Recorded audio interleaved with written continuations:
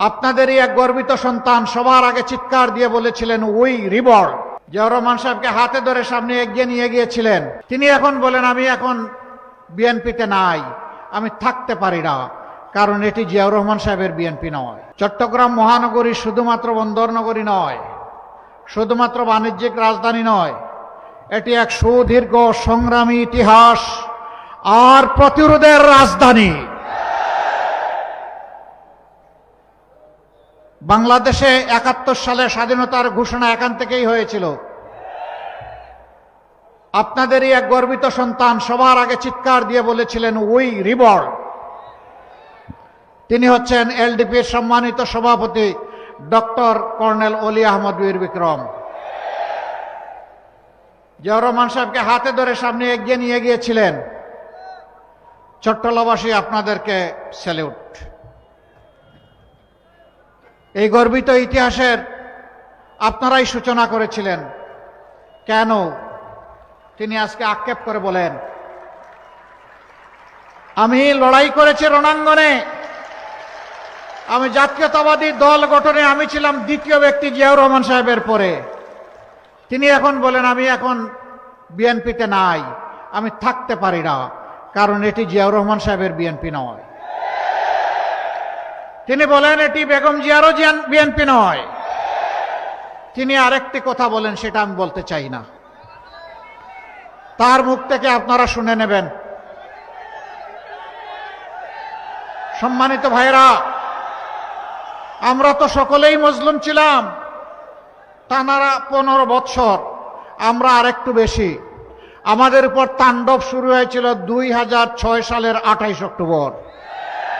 Lockie বইটার তাণ্ডব চালিয়ে 0 পয়েন্টে প্রকাশ্য দিবালুকে আমাদের 6 জন ভাইকে খুন করা হয়েছিল। খুনের রাজনীতির এখানেই সূচনা। পিছনের দরজা দিয়ে এসে আওয়ামী লীগ তারপরে যা করেছে তার সাক্ষী বাংলাদেশের 18 কোটি মানুষ। তারা তাদের পাওনায় এক অংশ পেয়ে গেছে।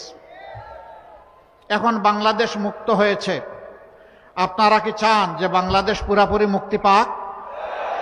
আপনারা কি চান যে এটা একটা স্বাধীন সার্বভৌম দেশ হিসাবে মর্যাদার সাথে মাথা উঁচু করে দাঁড়াক? যদি তাই চান, তাহলে ফেসিবাদী খাসলতের যারা এদেরকে চিরতরে লাল কার্ড দেখাতে হবে। আফসোস, সবচেয়ে নির্যাতিত দল জামাতে ইসলামী ধৈর্য ধরল, দেশে শান্তি শৃঙ্খলা ফিরিয়ে আনতে সাহায্য করল, শহীদ পরিবারগুলোর কাছে দৌড়ে গিয়ে হাজির হলো, আহত পঙ্গুদের পাশে গিয়ে সান্ত্বনা জুগালো, বন্যা কবলিত মানুষের পাশে গিয়ে দাঁড়ালো। আর সেই জায়গায় এক দল চাঁদাবাজিতে ঝাঁপায়ে পড়ল। আমি পার্সোনালি তাদের এখানকার শীর্ষ নেতাদেরকে নিয়ে বসে হাতে ধরে বলেছি, দোহাই আল্লাহর, আমরা সবাই মজলুম ছিলাম, মেহেরবানি করে এখন জালেম হবেন না,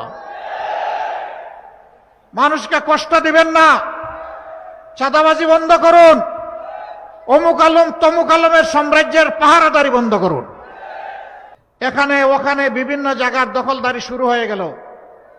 এই দখলদারি করতে গিয়ে নিজেদের 234 জন মানুষকে নিজেরাই মেরে ফেলল। এরা বাংলাদেশকে কি দিবে? ওই 6